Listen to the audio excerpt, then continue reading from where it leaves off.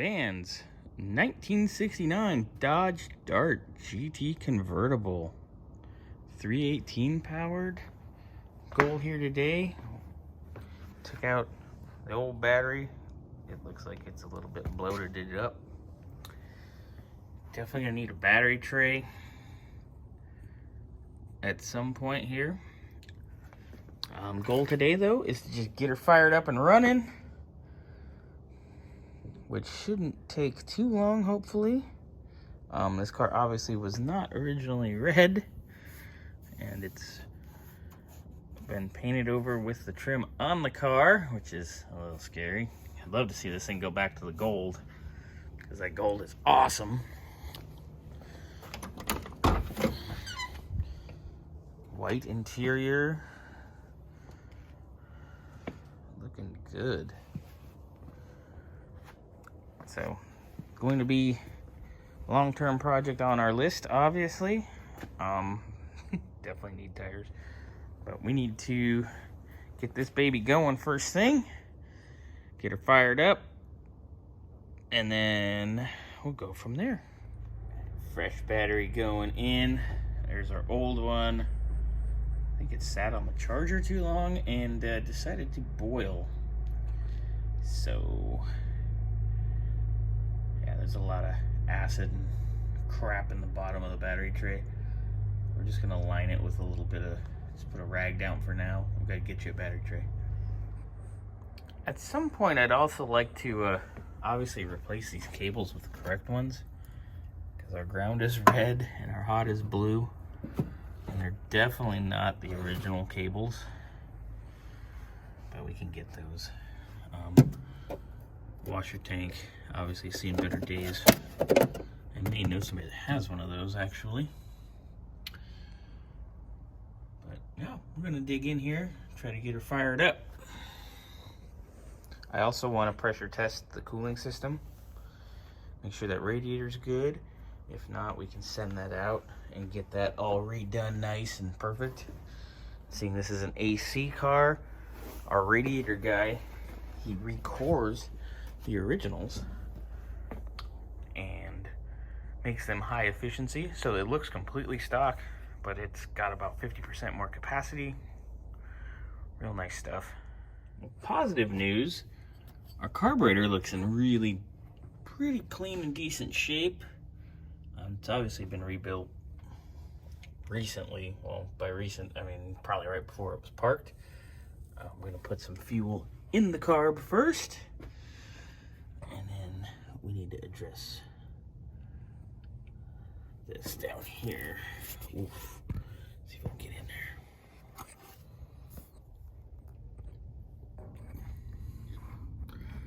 The thermostat housing leak at the upper hose at the thermostat housing. Obviously it's been leaking a while. Right, so we have voltage at the battery, right at 13 volts. This battery's fresh, nice and new. Go to get in the car, and there is no power inside at all.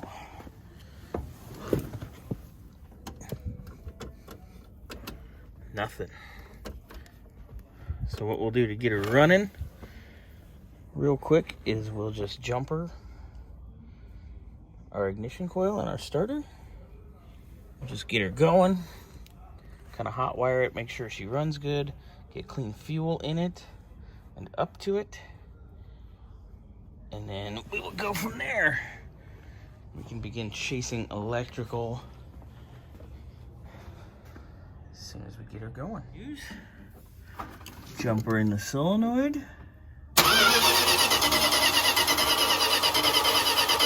over nice.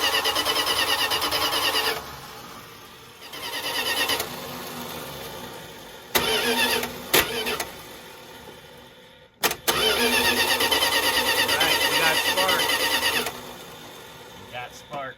All right, we tested for spark. We know we have it. Put a little ether down the old hatch here. And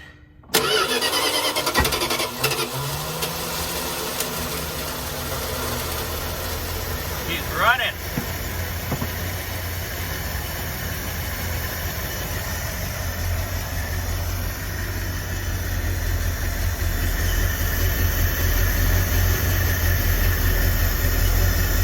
Woohoo! Obviously, we need to prime it and get the fuel back up here, but she fired up and idled. All right, got power in the car now. Little jumper wire saved the day.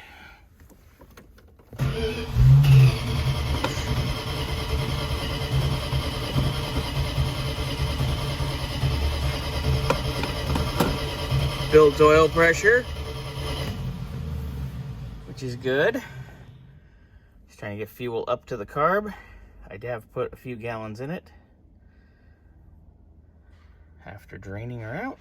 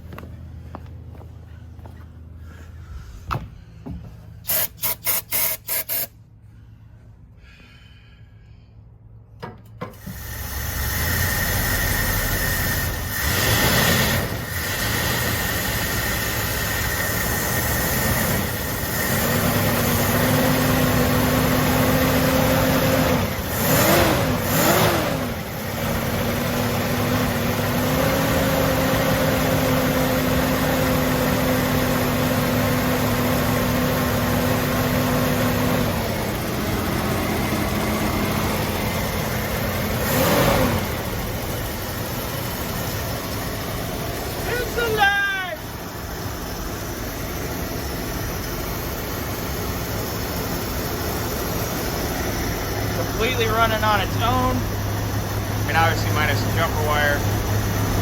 It's primed, it's got fuel. It's got fresh Sunoco 110 in it. No leaks at the carb, that's a good sign.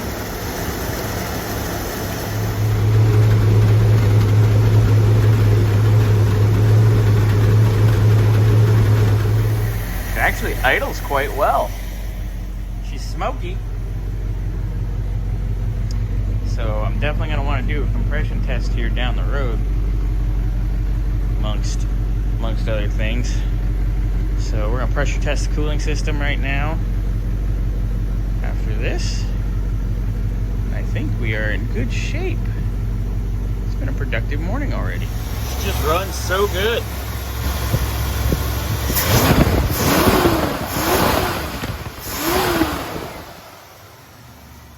Definitely not too happy with the cooling system was boiling there for a little bit, but there is coolant, so we have that. That's a plus side. She burped a little bit, so I was running her with the cap off, and well, she burped a little bit, but she's got coolant. It's a little murky and gross in there. So I just pulled my jumper wire off just for S&Gs. And we now have power in here, ironically. So it's obviously a loose connection somewhere. So we'll work on that. But yeah, even your radio's working. And she fired right up. So barring the smokiness, she actually runs pretty well.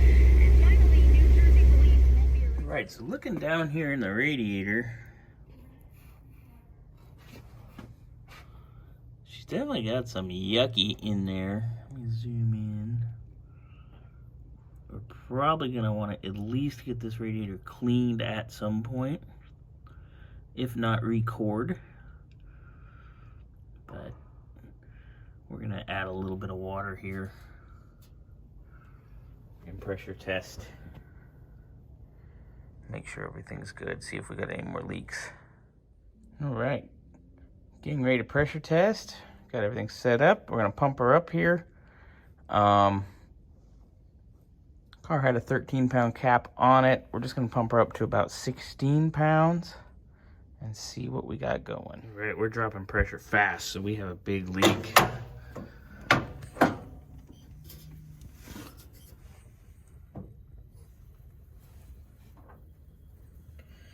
Somewhere.